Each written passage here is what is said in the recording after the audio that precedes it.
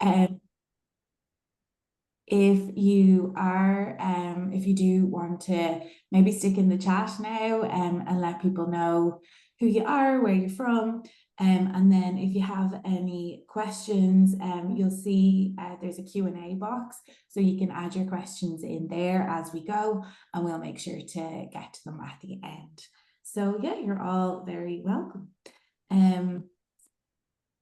So I've already introduced myself. My name is Claire McGowan. I am the We Act campaign manager, and I'm joined by Hannah there, who is Hannah Coleman from Board Match Ireland, and she's the education and programs manager. And so we both sit on the steering group for We Act, which is a campaign around public awareness for the sector and about helping people helping to address misunderstandings in the sector. And we find from our research, which I'll talk about in a moment, that particularly around governance, there can be a lot of misunderstanding. And that's what today's session will hopefully help you guys address within your own organizations. So I guess we'll start by talking about why we're all here and why it's important. So communications are often seen as a bit of a nice to have, like, oh, it's grand if we can stick up a post, but it's not part of our essential work. But communicating governance is important, and that's for a lot of reasons. Essentially, trust is at the core of everything we do as charities, and it impacts on our funding, it impacts on our volunteer recruitment, it impacts on staff recruitment, and that obviously then affects things like service delivery. If other organizations are deciding whether or not to collaborate with you, being able to see that your governance is up to date and that you're that you've demonstrated that through different kinds of communications is really important. For building up trust, that reputation piece. And then again, when you're going to, if you work in advocacy, and you're going to speak to stakeholders or public figures, again, having built that strong reputation and having showcased good governance will really affect those interactions. And again, board recruitment. So, when it comes to attracting new board members, having, really like been able to demonstrate your governance and having clear documentation, again, is going to be really, really important for bringing in strong board members. So for our individual organizations, again, it's that sustainability piece. So like We Act talks about the whole sector and why it's so important that, for our collective good, that we're trusted as a sector. And then when it comes to individual organizations, the public's trust in you and stakeholder trust is really important for you to be able to remain sustainable and to keep thriving. So we all very much have a really important job, whether we're staff or volunteers with charities or whether we're board members ourselves, to play in kind of being ambassadors for the sector, in talking to people about how charity trusteeship works, what charity trustees are, the fact that they're unpaid, the fact that there's 76,000 of them in Ireland, although I believe Hannah might be able to correct me, it might be 78 now, to kind of tell the story of trusteeship in Ireland, because it's very hard, it's very easy, I guess, to be able to put our case studies out there in the world and be able to showcase impact in that way. If you're working with children or with vulnerable people, you'll have very powerful stories from that. And governance is one of those things, it doesn't seem as exciting, I guess. So we all have a role to kind of share our own personal take on trusteeship and our personal stories of trusteeship, so that the people that we encounter, whether it's like wider audiences on social media or in the media or our own friends and family, that they will understand what trustees do, how important they are in the governance of charities, and how these organizations are run and the role that boards have in that. So I'll talk a little bit about the research that we do around public understanding in our sector, particularly relating to governance and trust. So the good news is that the public is a lot warmer than our sector might often feel is the case. So 78% value the community sector in Ireland, 75% say they trust charities and community groups, and 67% agree that the sector delivers high quality services. So as you see from that, like there is a really strong affiliation, I guess, for the Irish public with our charities broadly. And so then, as I mentioned before, there is a lot of confusion and just misunderstanding about how charities are run. So 46% of people think charity boards are paid, 20% say they're definitely paid. And so, you know, for us, we want to try and communicate the fact that, you know, it's not like these like fat cats in suits the way you know what people think of when they think of a board of directors, you know. The charity boards are ordinary people, often with a lived experience or with really important skills that are very useful to the board, and they're doing it in their free time. And as you see here, 26% think board members should be paid. And again, that's very nice and all in sentiment, but I think it's important for us to demonstrate that all charities are run by a board of volunteers. And I think in the overall ethos of our sector, that's a very important fact, and one that we need to communicate a little bit more. And then again, in terms of what kinds of organisations qualify as a charity, there's a huge variation in that. So while a lot of people will understand that maybe disability supports or homeless supports are charities, when it comes to things like arts, sports, education, religion, people are a lot less, have a lot less knowledge of what qualifies as a charity or not. Then when there's a lot of difference then between charities and community groups. So when it comes to charities themselves, 63% would suggest that maybe they're only run by volunteers, 48% then think they're run by voluntary boards, and 63% understand them to be run as not-for-profits. Then this changes a little bit when it's community groups. So 62% understand that community groups are usually run by volunteers, 49% see voluntary boards, and 51% understand them as run as not-for-profit. And then, so you'll see here a lot of the misconceptions. So whether charities are more heavily regulated than businesses, so only 9% strongly agree. But you'll see, like, it's the pink here is the thing where people just don't necessarily understand, and that's totally fine. I'm sure a lot of people have never necessarily thought about charity governance. But it's still, I think, a big part of when we're telling the story of our sector and we're telling the story of our individual organisations, that we do communicate that piece of, yes, we have a paid staff, but at our core and leading our strategy is a board of volunteers. And then again, as you see, like some of the misconceptions, whether or not it's easy to start a charity or community group, whether or not staff should be paid similarly to those in the public sector, and this one, people in charities work harder than the average person, so many people agree with that, and that our staff are highly skilled and professional people, which is good to know. So I will pass you over to Hannah, who will chat a little bit, I think is coming in now, to chat a little bit about the kind of basics checklist that you need for starting to tell your governance story. Great. Thanks so much, Claire, for that. So hi, everyone. Delighted to be on this session with Claire.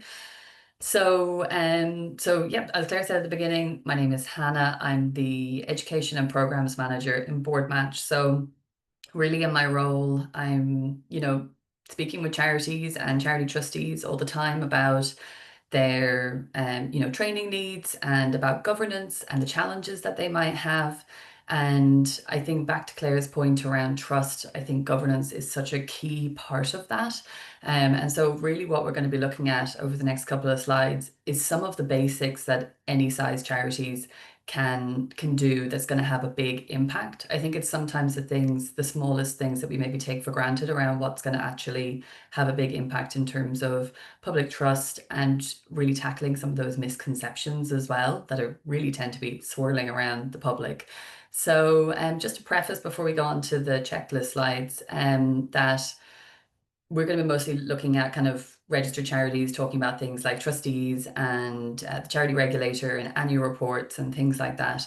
But if you are coming at it from the context of maybe being a smaller organization, maybe you're unincorporated, and maybe you have a board, a committee members and things like that, that kind of thing, that you're not formally a registered charity, there's still lots of things you can do no matter what size charity you are. So really kind of to take this as a blueprint, but you don't have to take it exactly what we're saying, and kind of fit it and kind of tailor it to suit your sized organizations. Because even really small charities can do some of these things. Even if you don't have a glossy annual report, you can have a one pager highlighting the things that you've done as a charity and things like that. So there's still the principles that you can follow, and hopefully can get some inspiration from some of the things we'll be recommending. But it is definitely something that we believe anyway, any size organization, whether you're a charity or not for profit, can meet some of these. So I think what's really important is, back to the point of the misconceptions, is about taking control of what you can control and the information that you put out as a charity. So I think that's really important, is to take control of the narrative of your charity and really tackle some of these misconceptions head on. I'm always blown away by that stat that comes up in the We Act research around 48% of people thinking that charity board members are paid. And that always really surprises me, that we're not talking more publicly around our boards and the voluntary nature of them, and the work that they do. Because as Claire says, that really helps to build trust, because what we see is when things go wrong, that people can be quite cynical about some of these things, and one of them being the board, because there's often lots of mystery around the board and the role of the board. So looking at the checklist here, so the first thing we always recommend is around checking the regulator. So checking your registration with the regulator. So this is a common problem that we see. So you will have seen from the previous slide, we saw a snapshot of the list of trustees that is published publicly on the regulator's website. So if you're a registered charity, you'll know that you have a registration with the charity regulator, and that information is publicly available. And the charity regulator really encourages people to have that up to date, so that the public can check that and see that they're getting the information that they need about the legitimacy of a charity and the scale and the size of a charity as well. And the regulator has shared in their annual report that there is substantial increases in the visitors to their website every year, and particularly people checking that register of charity. So there are a lot of eyes on these pages. And with this in mind, it's really crucial that the information that you have up on your account is accurate. So really simple things like making sure that obviously at least one person in your organization should have access to your charity regulator's account. I know that sounds really simple, but I'm always really surprised, particularly when we're doing board reviews with charities, where the information is not accurate, that the list of directors that is available with the company's registration office for charities that are registered charities and registered companies, that the list of registered directors is not the same as the list of registered charity trustees, who are the same people. And often it's just a case that charities just are not updating the charity regulator website with that kinds of information. So it's really important that you should know who is the person in your organization who has the login details to your charity regulator's account. And obviously, if you're filing annual returns with the regulator each year, that's why you need access to your account. But it's really important to update the other information, like your list of trustees throughout the year, because again, it's publicly available. So you shouldn't have, past trustees listed in that if they're no longer on your board. And so it is really important that, particularly for charities who are registered companies, as I said, where the lists might differ if you don't keep them updated, it's really important to keep that information as up to date as possible.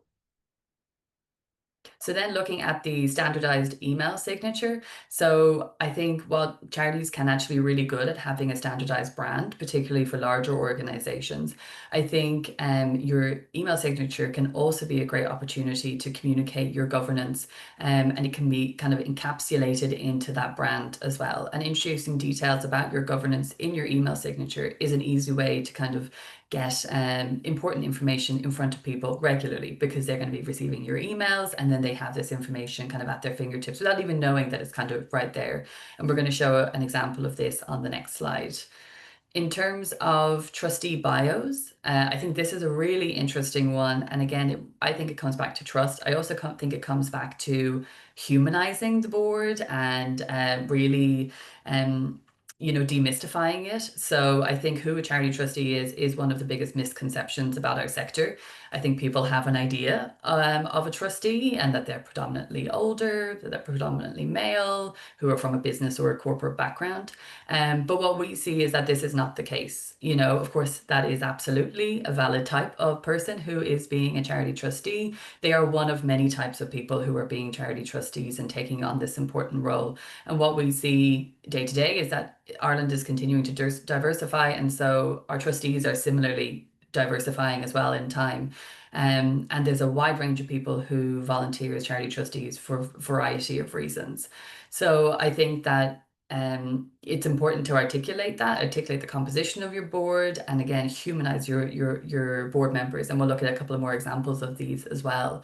And I think that the charity sector is actually far ahead of the corporate sector in terms of diversity on boards. And so highlighting this publicly and sharing the profiles of your trustees on your website is going to help build trust and communicate your governance by sharing their backgrounds, their skills, their perspectives, and their experiences with your stakeholders and the public. As I said, it really is about humanizing your board, explaining not only their professional backgrounds and their skills and the perspectives that they bring to the board, but also their reason for joining the board, their passion or their interest that they bring as well. I really love to see that when I, come across a governance page on a charity's website, and they really look at it kind of holistically around who is this person, what they're bringing to the board, and why they're involved in the organization as well. I think we sometimes do that for staff pages, but we don't always do that for trustees as well. And I think it's a really great way to communicate the governance and also show the commitment that your board members have, and the responsibility that they have as well, and the seriousness with which they're taking on this role, and how you respect the role of the board as well. And then number 4 here is about linking your RCN, or your registered charity number. I have to say this is actually one of my pet peeves. The amount of times I see charities that don't include their registration details, or they'll include their CHY number instead from revenue. But if you are a registered charity, it is a requirement under the governance code that you include your RCN, which is your registered charity number, on any public information that you have. So if you're also a registered company, you can include your company number, and then on the governance section of your website, you can also link your profile to the charity's regulated register. So that's why it's important, obviously, from my earlier point, that information is all accurate. I think when people don't have the information to hand, as in the public, then that's where those misconceptions come from, because they just start assuming things, or they start thinking, oh, well, it must be X, Y, and Z, because they don't have the information. But if you are able to hand them the information and say, no, this is what we have, and we're being as transparent as possible, that's where you can try and help to tackle some of these misconceptions. Thank you, Claire. So then next here, this is what I was talking about earlier. So we've got a sample email signature. So just to have a look at this for a moment, is kind of, you've got the breakdown here of obviously the kind of full contact details that you need to have. But then also including, you got the charity registered charity number there, but then also including the CHY number and the company number as well. And again, that is really articulating to people and explaining to them what is your legal structure, because for some people, the public, they might not know the difference between being a registered charity or being a registered company limited by guarantee. These are all terms that people are not familiar with outside of the charity sector. I certainly wasn't. I didn't even know what the word governance meant before I started working in Board Match. And so I think it's important to really be able to be quite transparent with this information and help to educate your stakeholders and the public on your legal structure as well. And then also you can see here that there's a list of the registered trustees or directors. And again, that's really helpful, again, even just to get people thinking about it. They might not be familiar with that information. And then again, just having it regularly available just means that it's, slowly starting to kind of sink in some of that information. So next, just looking again at some more things on our checklist. So I think what we often see is that charities have a governance page on their website. And if you don't, I really would recommend getting one. I think it can be a really simple way, but really effective way of outlining kind of the key regulatory things that you are doing as a board, and again, just trying to keep the public up to date on that. So This governance page might have a statement about your compliance with particular codes or regulation that's, relevant to your organization, alongside a few policies as well. But what I often see is that this isn't consistent across the charity sector, and there's definitely a lot more room for growth in terms of charities providing the information that they do on governance, as they do on the services that they provide. But back to Claire's point at the beginning around trust, I think it's really important to actually take as much control of that governance information to build trust, and to be able to, it will have a knock-on effect in terms of being able to deliver your services and build the trust of your services too. So we really recommend having a governance page on your website that is easily accessible and has this information. So some of the things we suggest obviously is including things like trustee bios, and we'll get into a little bit of, we talked a little bit about it there, but a little bit more about what to include in that. Explaining your structure, your organizations, the role of the board within your structure, and of course any relevant policies as well that you need to. And sometimes actually you might have funding requirements that you have to publish certain policies on your website as well. So it's important that you're doing that. Even just from my own personal experience, I was a trustee on the board of a youth arts organization. As part of our Arts Council funding, there were certain governance requirements that we had to do in terms of ensuring we had an up-to-date list of trustees on our website, making sure that we had certain policies publicly available on our website, and all that was all part of our funding agreement. So it's important that if you do have anything like that, it's important to have that all included there as well. And, we have seen from the research that building trust with the public comes from transparency of governance and compliance measurements in place. And there's a huge amount of work that your charities are doing in this space, but it's just not being shared publicly. So you're doing the reporting, you're, doing all of your regulatory requirements, but you're actually just not sharing it. For many charities, they aren't sharing it to the extent that they could be sharing it. So, as I said, we recommend starting with your trustee bios, as previously discussed, explaining the role of the board alongside any key staff or volunteers, because again, there's a lot of misunderstanding around what the role of the board is. So explaining it within the structure of the organization. What's the role of governance? What's the role of management? How do your staff report into the board? Do you have any subcommittees? Do you have volunteers? And really explaining that structure so that people can help to better understand your organization, because this can be complex. If you're not working within the charity sector, these can be things that we maybe take for granted that we understand, but others don't. So it is important to try and explain that as easily as possible as an organization. And you can also include here your compliance with any relevant codes, and links to your audited accounts, your annual reports, and then obviously any other relevant policies and practices. I would recommend that you try to use plain English where possible, again, just to demystify this as a potential element of your organization's work. And then again, directly addressing those misconceptions by providing accurate and understandable information up to date will definitely help with that. So then creating an organization chart. So I was talking about this just there, but I think again, it's about demystifying it, explaining the structure of your organization, starting with the board at the top and how the committees report in, if applicable, how your CEO, manager, or senior staff, even if they are volunteers. So if you have, people in volunteer roles within kind of management roles, and then follow that with kind of additional staff and volunteer roles where applicable. Trustee photos. I think it's really important to include photos when building your trustee bios. Again, not only does it just add, color and life to your website, but it does also, once again, kind of address some of those misconceptions and help to, really show what the face of a charity trustee is in Ireland, and really be able to also recognize, the commitment of your board members too, by kind of humanizing them a little bit on your website. And then finally here, then we have kind of showcasing board meetings and recruitment. So again, about explaining this information that you might take for granted that you have at your fingertips around how often the board and the committees meet. Maybe include a group photo from a board meeting or a strategy day on your socials a few times a year. I know these things can be hard to do. I know always kind of before trustees week every year, whatever board meeting we previously had, it's like, oh, grab a photo of the board and grab it before people leave at the end of the meeting and all of those things. So I know it can be tricky to do, particularly obviously if you're meeting online and stuff. But I think you never know. It's helpful if you do have an in-person meeting just to be able to grab a photo of the board, and it's something that you maybe can use at some stage to share on your socials. and really transparently relating to board recruitment, transparently discussing your board recruitment process, which we'll talk about in a little more detail shortly.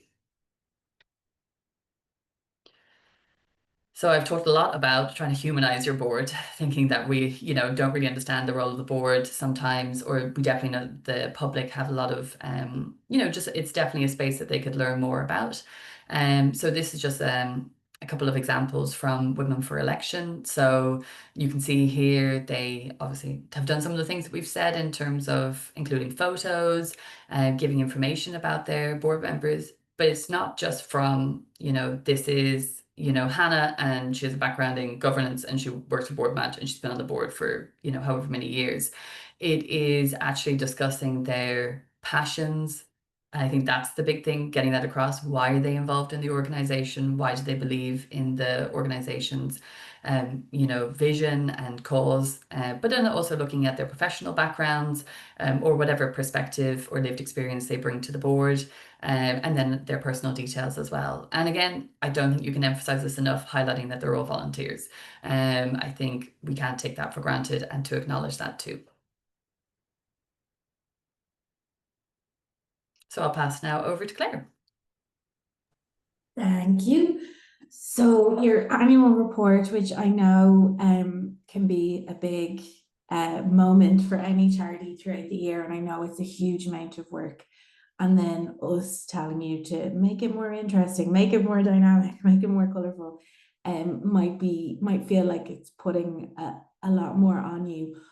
But your annual report is kind of your big moment to highlight your governance, and to do it in as interesting and engaging a way as possible is really important. So I've two examples here, but what we'll do is we'll send out a bunch of examples. So these are Dogs Trust and Pieta, but again, we'll send you out some examples from charities that are larger and smaller, so that you get a real sense that regardless of your size and how much resources, whether it's your staff team or your board, can put into your annual report, with some tools like Canva, and just getting a bit creative and looking at the stats that you have. There are ways that you can demonstrate your impact and tell the story of your governance in as engaging a way as possible. So again, it's about adding colour to your organisation. So whether that's we'll often, we have a newsletter called the Good News Gazette, and we'll pull different numbers from across the sector every month, and every single organisation has these numbers. It might be how many cups of tea you made in your local community centre, or it could be how many calls you got to your helpline. Whatever your organisation is and whatever it does, whether it's advocacy or direct services, there will be numbers. And so, yeah, finding creative ways to pull them and tell the story of your work, and then in turn tell the story of your governance, can be really powerful and really impactful. And again, it's that piece of who we are, what do we do, how we're run, how we spend our money. All of that paints a picture of an organization that's well run, that's trustworthy, that you can rely on, whether you're a donor or a government stakeholder or a funding partner.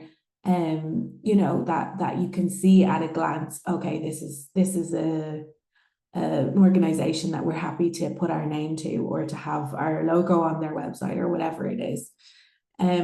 So again, annual reporting is kind of your time to shine. So it's about designing a report that people will want to read. So I don't know if you've spent much time reading through other people's annual reports, but they can really vary in content.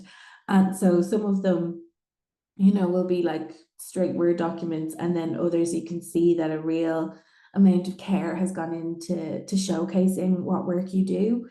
And I think if you spend that little bit of extra time, you can really get people excited about your organization. And I think when we think of recruiting staff in particular, like I would always look at an annual report before I applied for a job, and you want to make it somewhere that people would be really excited to work in, or really excited to volunteer for your board.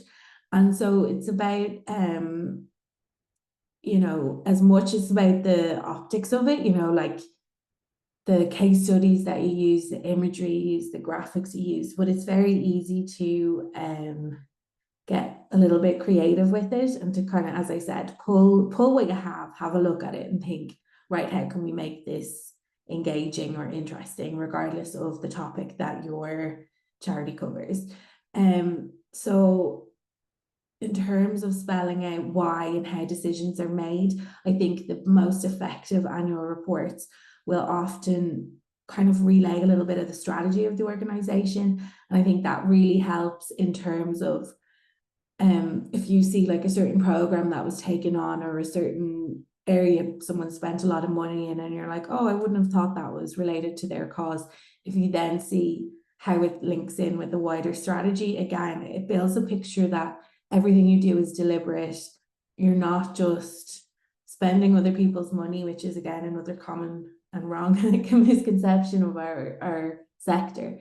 So it's just showing that deliberateness, that's a word, of what we do, and that, you know, a lot of thought goes into our decision making, and that yeah, it's all kind of mapped out and very strategic. Again, demonstrating your impact through case studies and stats. So depending on what your organization does, you might feel you don't have case studies, but we all do. You know, even if you like, you could lean on staff stories, volunteer stories, again, your trustee stories, if you don't necessarily have what you might see as really compelling stories. If you feel like it's not appropriate to showcase your service users, you could maybe interview their family members, or interview, you know, other services that your organization has interacted with. I often use Hygiene Hub as an example. They made a video recently, and they didn't want to feature any of the vulnerable people who avail of their support. So they interviewed other partner organizations, and it was really effective, and it was just as compelling. But it didn't, you know, didn't have to put a camera in anyone's face who didn't want it. And so there are absolutely ways to creatively navigate that. Again, statistics can absolutely be so useful. I think when people are donating money, they just want to feel like it's being used well. And obviously, you guys and ourselves are very aware that spending money on keeping the lights on and paying salaries is just as important as anything else that we spend our money on, even if it's seen as overheads. But I think when you can showcase impact, as opposed to, you know, like, what did keeping the lights on and what did paying the salaries, what was the output of that? So being able to say, like, whether it's support hours that you provided, as I said, calls that you took, emails to your organization sent if it's an advocacy organization, meetings you had with government ministers, you know, you can find different ways. I know we did one before that was like, how many inches of hair were donated to Laura Lynn in a year. You know, you can really play around with it, look at your organization, look at your impact, and find ways to, yeah, kind of pull the absolute gold out of what you do. Again, having clear accounts and a breakdown of key expenditure is really important. I know, like, you know, if someone's making their Christmas donations, they're not necessarily going to go through your full unabridged account. But it is good to have them in there, and particularly for funders, they are going to want to see that. And again, having them as clear as possible. So whether that's using you know, accessible fonts, using accessible color contrast between lines, things like that, to make them as kind of engaging and not off-putting as possible, because that's the problem, I think, with a lot of heavy reports on heavy topics. People will all often just switch off, and you want to kind of see your report as a way of inviting potential supporters into your organization and making them feel included and part of it and valued. And your report's a real opportunity to do that, and also to celebrate your team, whether that's the staff team or the voluntary board. And so, yeah, I think it's just really important to kind of highlight that in as accessible a way as possible. And again, when you've put so much work into your annual report, don't hide it away in the depths of your website. You know, really celebrate it, share it on social media. LinkedIn is a very the way you can share documents on LinkedIn is really helpful. You can upload an entire PDF and have it readable on LinkedIn, so that's a great place to keep it as well. And send it out to any supporters as well at the end of the year. I think often we kind of think either no one will care or want to see it, or you're almost scared of the scrutiny. You know, you don't necessarily want to overly share it, but you've put so much work into it. It is a document, a testament to everything that you've done over the last year. So absolutely should be celebrated, and putting in that little extra bit of effort to make it really sing makes a big difference. And as Hannah said, if you're a small organization and it's a one pager of your impact, that's still really valuable. You know, use a Canva template and just add in all the information that you've done in the year. And again, it's important to just document all of the work that you've done and the impact that you've had. Then when it comes to telling trustee stories, so we act as a storytelling campaign at its core, and we'll often fold trustee stories into our content. And how we do this, so this is Naomi, she is a trustee with Neighbourhood Network, and she spoke at our recent Culture Night event. So whether it's having your trustees tell stories at your next fundraiser as to why they got involved in the organization and why it's so important and why the work that you do is really compelling. That's one way to do it. You can also do it on your social media. So I think I have an example in a moment, but what we will do is I will sit down and interview a trustee over the phone. It takes about 15 minutes. I write up what they say in their own words and send it over to them, make sure they're happy with it, and then put it up with a photo of them. It's really simple. It takes an hour of my time, and it means then that we have their story on our social media. We can use it in different ways. You can use it in your annual report. You can use it in funding applications. You can use it on social media in different ways. You can bring it out when it's trustee week, and just kind of capturing their stories, because these are people that have given up, often busy, potentially, you know, have busy work lives, family lives, and they give up their time and they're legally responsible for your organization. And I think it's, one, important to celebrate them, but two, to showcase that these people care so much about what you do that they're willing to be legally responsible for your organization. They're willing to give up their time and come to meetings. They're willing to sit on subcommittees and talk about finance and risk.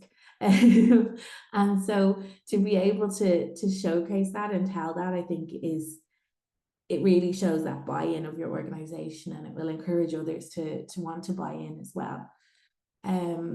So again, it's about being a little bit creative with your content. So whether it's, you know, doing a quick TikTok vox pop at your board meeting, whether it's doing an Ask Me Anything with one of your board members, day in the life of a charity chairperson, you know, just finding ways within your wider content plan. You know, people have a real appetite for behind the scenes content, how things are made, how things are done. So I think including your board meetings, including, you know, that whole process of being a trustee, whether it's recruiting a trustee, including that in as part of your wider content, I think it can be really effective. Again, sharing videos and trustee stories. So as I said, you know, asking them what their connection is, why they got involved in your cause, or what they do in their day jobs that makes them an effective trustee. So we have one story going up tomorrow on a board member for the Dublin Fringe, and she works in PR, but she's absolutely loves the arts. So she talks about how while she gets to, you know, be involved in an organization she's passionate about, she feels really useful doing it, where she's like, there's no way I could contribute to this organization. She didn't think there was a way she could contribute to the organization that would be really tangible and useful, but in working on their sponsorship and working on their communications, she can. And so you know, to be able to tell that is really helpful. And then again, sharing short vox pops with your CEO or with other staff about how the board supports them, and about how, you know, how that's very important to their role. We had a video that we did a couple of years ago as part of a wider piece on volunteering, and we had a CEO and a board member sit down together and talk about how the board member had supported the CEO in their role, and how she always felt like the board had her back, and when there was a big decision to be made, or she came up against something that felt quite overwhelming, she could always lean on the board. And that was something, you think of the board as like these scary people in the sky, and it just sort of built that connection, and it showcased them as, they really have the team's back, and they're there to provide guidance. And so I think, being able to have your staff team or your CEO tell that story might be even more effective, depending on the relationship that you have with your board. Oh, sorry. This is an example of one of the trustee stories that we've shown through the campaign. So, to get into the session before my first meeting, which is usually pretty good. The day itself is pretty full on. Outside of work, I'm also a board director of Bodywise, the national organisation that support people affected by eating disorders.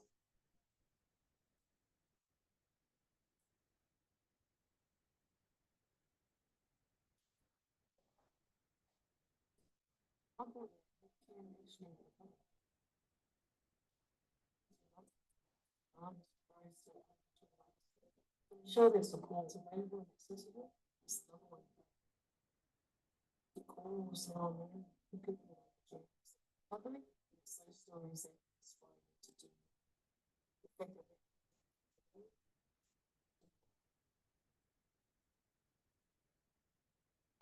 So I hope you were able to hear that, but you were able to read the captions if not. But this piece was part of a wider video where we interviewed different people from across the sector on their roles, and then we broke it up into individual stories. And then from this, we're able to use screenshots and quotes, so we get more content out of it again. And then we've been able to reuse this video on Trustee Week each year. This video is it's 4 years old, but we've been able to use it in different ways over 4 years.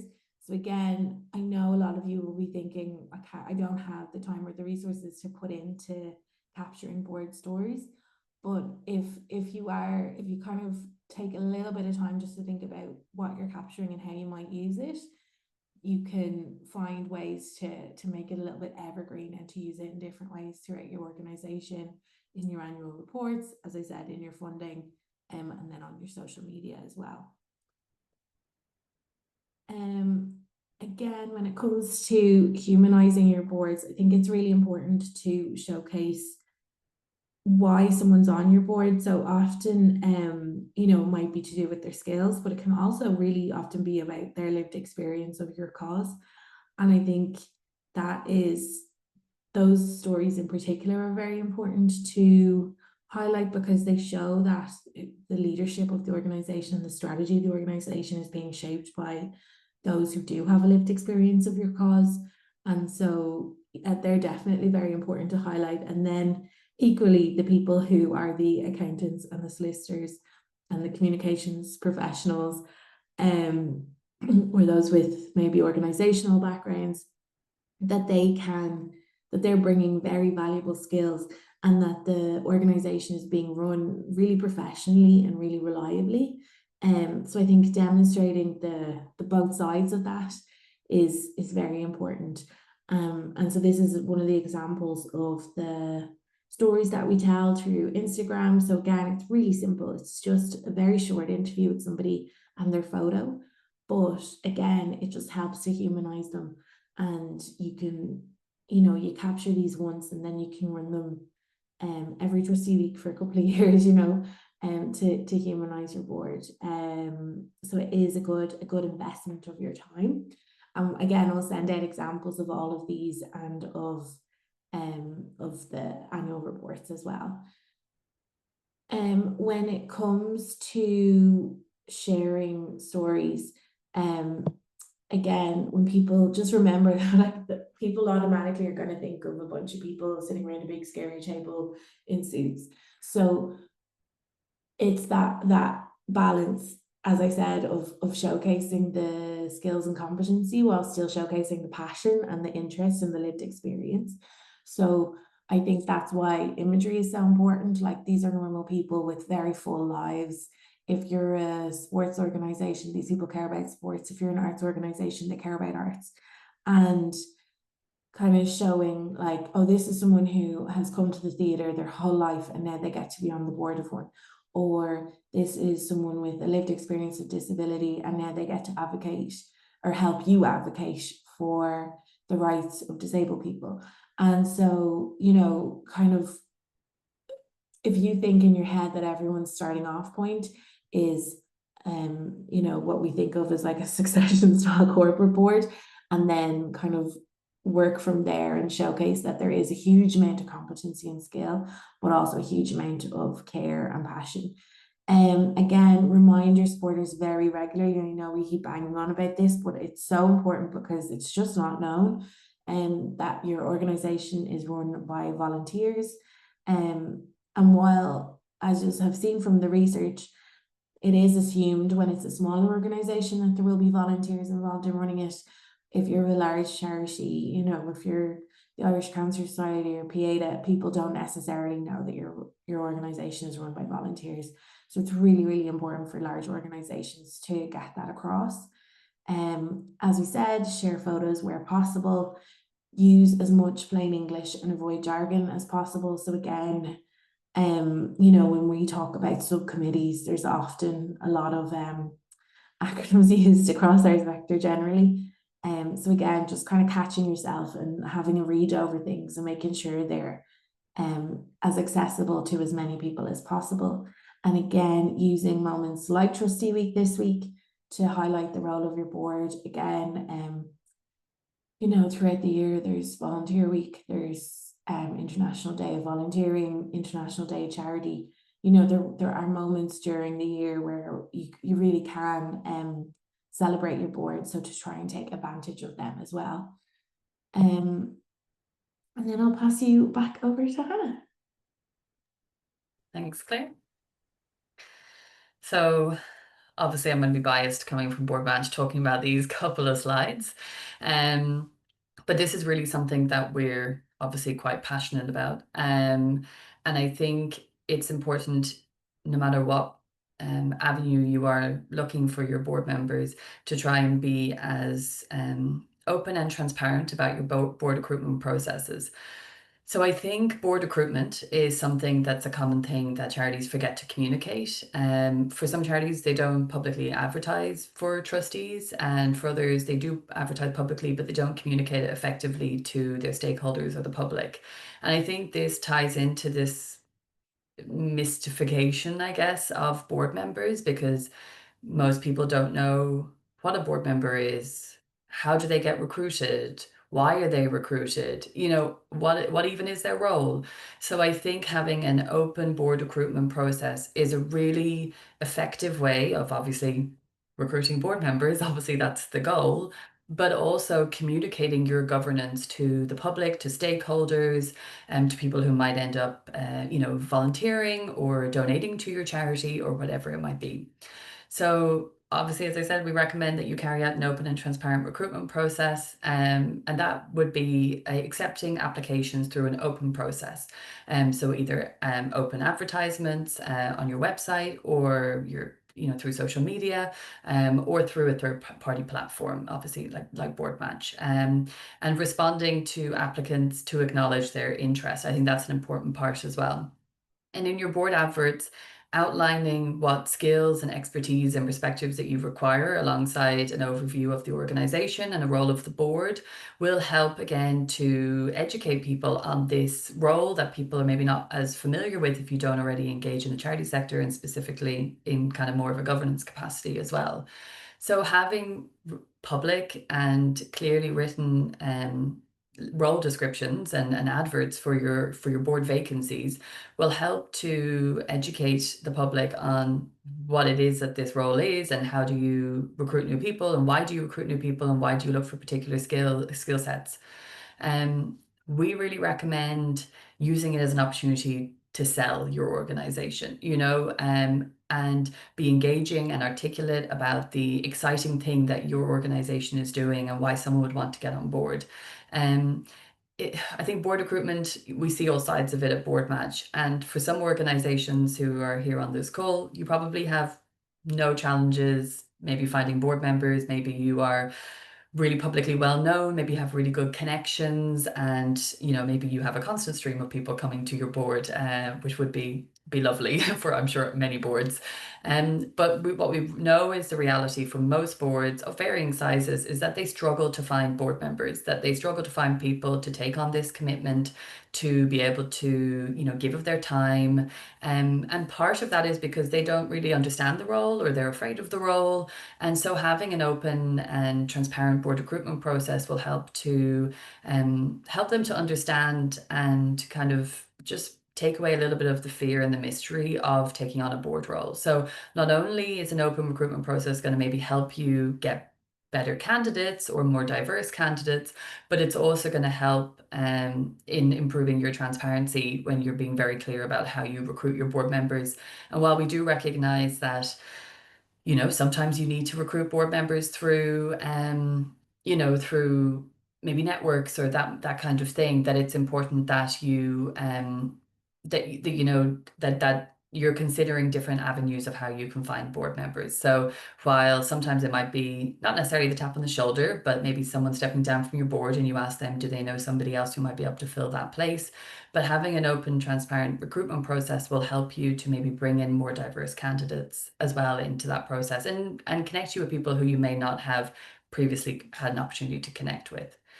And obviously from the beginning of this presentation, we know that there are many people who don't understand the role of the board and have preconceptions around how people are recruited into these apparently paid roles.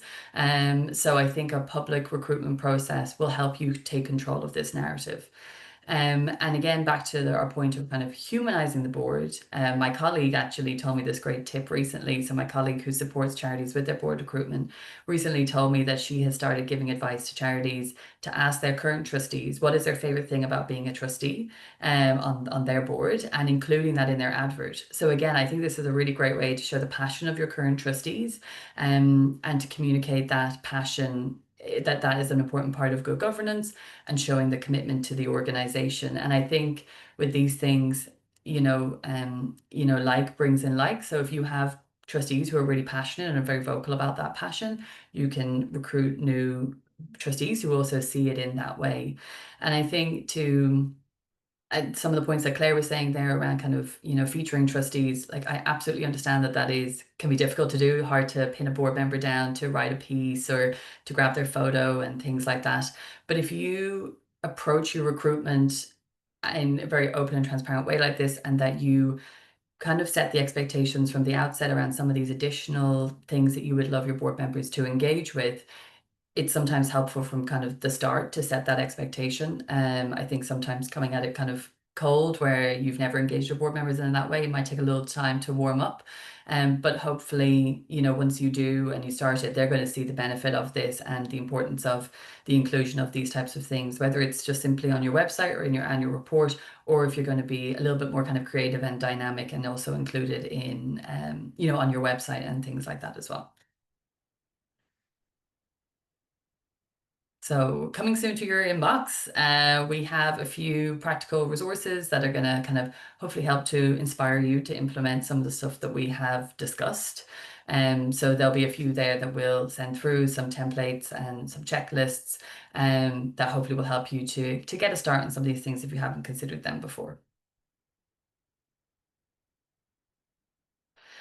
So again, if this is something you haven't considered before, what better way to start than in Trustees Week? So as I said there, I know we know it's difficult sometimes to, you know, get your board members maybe to engage in something like this and get them to write a piece. And as Trustees Week is ending tomorrow, it's probably a little bit short notice. But if anyone does feel that they have a free slot on their social media tomorrow, you know, you can pull something together quite simply, you know, Canva is probably Claire and mine's best friend. And, you know, you can pull something together with a Canva template, and whether it's you've already got your board members' photos on your website and you can pull something together and do kind of a thank you to your trustees. Or maybe you have something from a previous year, like a photo from a previous event that you did that you could share. Trustees Week is a great way to kind of maybe try it out for the first time, something like this, if you haven't done it before. Okay, question time.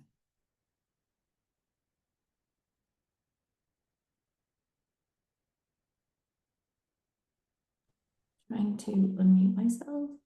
Just have a quick check in the chat. So if anyone does have any questions, obviously feel free to throw them into the Q&A box and we can get to them now. So I see a question here that says, are the elements of a standardized email signature you list legal requirement or merely good practice? As far as I'm aware, it's just good practice. So the one thing I would say is your registered charity number. So that is the part that, and I mean, as per legal requirement, it's what's stated in the Charities Governance Code as complying with, you know, the principle, I think it's principle 6 around accountability and transparency, is that you need to share your charity, your registered charity number, and that is in on your website, printed materials, and email communications as well. So that's probably the only one that is the part that's, you know, necessary to put in, and then everything else is, as you say, Claire, best practice. And I think that's probably the thing as well is, you know, some of these things might seem like nice to have, but they actually can have a big impact. So rather than just doing the things that you have to do, maybe try and do some of the things that would be nice to do as well. Yeah, for sure. We have a question that asks, a number of their board members are retiring in February. Do board match provide support in recruiting new board members for small not-for-profit charities? And do you provide a discount cost to charities for this recruitment support?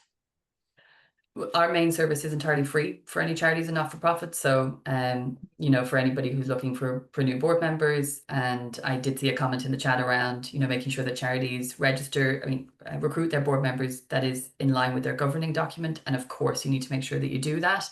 But for those who are able to recruit, you know, through independent directors and such like that, that maybe don't come from a membership, and that you can, you know, you're welcome to use our platform and, you know, connect you with people who you might not have necessarily found. So there's no cost to that. It's entirely free for registered charities and not-for-profits. So get stuck in and find your match.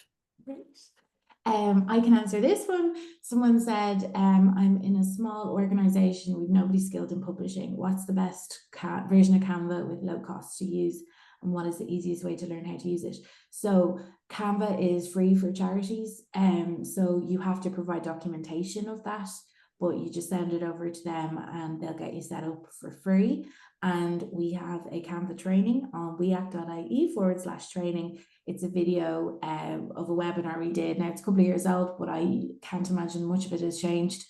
And it is with someone from the Canva team, and it's specifically for for charities. And so yeah, I'd absolutely check that out. It's such a good tool for you to be able to use, that someone in your organization can use it. It's quite intuitive, and it's fun to play around with. So, you know, spend some time playing around and using templates. All you have to do is add in, you know, your own brand, you know, your logo or your colors, and then you can work away. So yeah, I'd absolutely recommend that. And I have to say, I attended that webinar and it was really, really helpful as well, like that session. So I think it's a good starting point for anyone who's thinking about dipping their toe into Canva, or maybe have tried it before, but they don't really know the extent of the platform and what's available to them. And the fact that it's free for nonprofits feels like a little bit of a no-brainer. Yeah, for sure. Sam asks, I've often seen limited summaries of the audited accounts in the glossy formatted annual report. What are the guidelines on this? How do you decide how much of the finances should be included, or are they doing it wrong? And should we include the full signed audited accounts to sort standard? That's a great question. I actually don't know entirely. I mean, obviously you need, the requirement like legally is to file your audited accounts. And obviously if you're a registered company, you need to file the audited account. And the same with your annual return with the charity regulator. that is looking at your full audited accounts. They're not actually looking necessarily for your annual report. That's almost kind of like a nice to have at the moment, and it isn't actually a mandatory requirement as far as I'm aware. So while obviously you have to do both of those returns depending on your registration, I don't think it's non-compliant to include your accounts, some form of your accounts in your annual return. I mean, your annual report.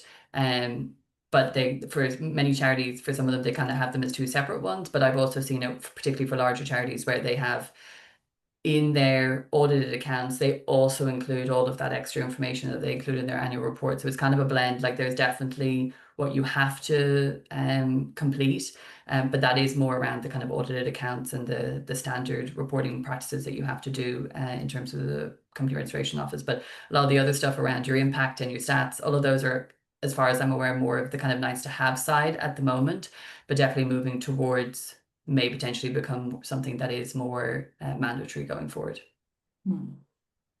And type the access link. I will do that in a moment for the Canva training. Someone has asked, how can we encourage input for comms from trustees? What's in it for them? They are busy. I would say what's in it for them is the good of your organization, which they obviously care about if they're trustees. So I absolutely understand that they're busy. I think it's part of it is about catching them when you have them. So away days, maybe spending 20 minutes on an away day, capturing some content can be really good. Or if you do a slightly longer Saturday morning meeting once a year. I know I'm on a very small charity board, and we don't have away days, but we do that maybe once a year.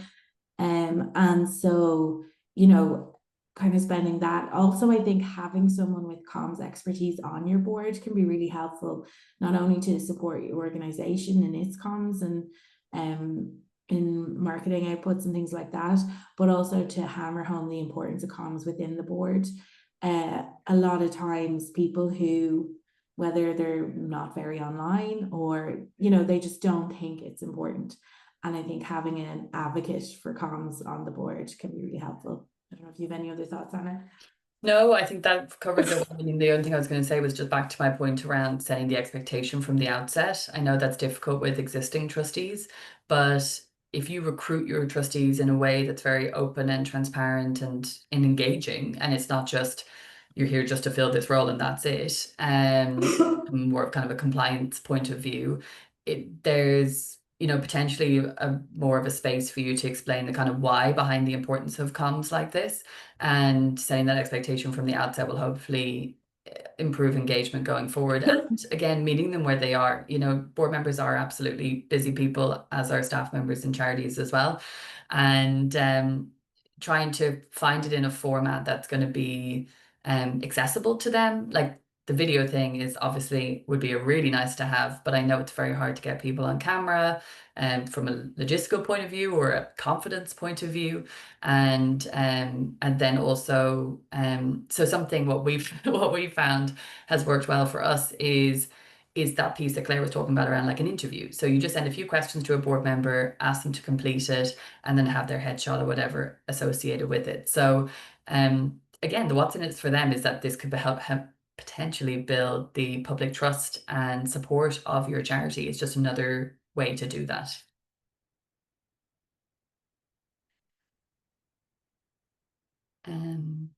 Just looking at the question to see which one. I was just coughing up a little there. Are you okay? Do you want to take a moment? Someone asks if the slides will be circulated afterwards. They absolutely will. Let me just see if any others I've missed. Research shows some charities have paid employees. Yes, so there is, like, that's the thing with the research. It's kind of full of a lot of contradictions. So I think people understand that some charities do have paid employees, but they also don't necessarily understand who runs the organization, or whether CEOs are paid, or whether certain jobs are done by volunteers. So again, it's just a lot of confusion, I think, and misunderstanding around organizations. Are there any others I've missed? I see one there at the bottom there about someone saying they've joined a small charity and that they maybe haven't yet gotten up to speed with the governance code. Where do they begin? It's so overwhelming. So I can say that I was in that position, but I was in that position 5+ years ago when I joined my board, that they hadn't done anything or minimal with the governance code at that stage. And that was kind of one of the reasons why I've been recruited onto the board to help with them. Help them with it. It is overwhelming if you're looking at it for the first time. What I would say is there's lots of supports out there. I'm pretty sure that we'll actually do a training on you complying with the governance code and the kind of reporting requirements and things like that. My feeling around the governance code is always like, in its essence, a lot of it your board is already doing, and it's just about documenting what it is that you're doing with a lot of these things. So taking it section by section, looking at the principles. If you're a small charity, you probably only have to do the core principles, not the additional ones. But definitely try and avail of any training that's available to better understand generally your governance requirements and your roles and responsibilities, but any training that's specific around complying with the code and what your reporting requirements are and things like that. But essentially you have to do a return every year and say whether you comply with it or not. And then if you were to be randomly audited, there's a compliance record form that you will have filled out to show how you are compliant with the code.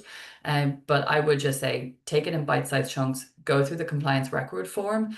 It's a really helpful way to kind of say, do we have that? Do we have evidence of that? See where the gaps are and kind of take it from there. And good luck. Yeah, definitely. I know the Wheel does have good training. I've seen someone else ask similar question around fundraising and where people can go to get advice. And again, the Wheel definitely offers training on fundraising throughout the year. I would also look to Charities Institute Ireland. They kind of have a special interest in fundraising in particular. So they would offer a lot of advice and events and things like that around fundraising. So that's a good place to go for that.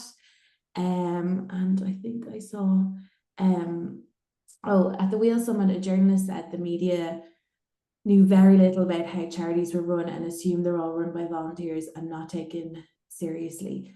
Is there anything being done professionally to increase their awareness? Yes. So we have been engaging with the media as much as possible, whoever I speak to, whenever I'm on the radio or speaking to a journalist. I'll always stress how charities are governed. We did big outreach in September around this. So we had a research report on trust in charities. And so that was a really nice opportunity to be able to highlight the role of boards. So we did get a really good reach with that. But we've also talked about, and I think it will be a priority because we're kind of heading into our last year of the campaign, to create a sort of fact sheet on the sector for journalists. So the Wheel has one that has been sent out, but I think really targeting them on governance in particular. And, I think when there is a crisis in a charity, again, as Hannah said, like the media can be very quick to jump on it, which is totally fair enough, where if an organisation is funded, whether it's through government, public funds or public donors, there needs to be accountability there. But I think while the charities regulator is maybe doing its investigations, it hasn't necessarily made a decision yet, or it's still something under investigation and the media don't necessarily understand what that means. And so I think it just kind of setting that straight for people would be really useful. So we'll absolutely be developing a fact sheet and maybe sending that out to journalism colleges as well as the publications themselves, because I feel like they may have a bit more resonance with young budding journalists than those who've been doing it for a while. And Sandra has very kindly shared some resources from her side too, so thank you very much, Sandra. I think that's us. And Sam has also said to check out the Good Governance Awards, and that's a really good tip.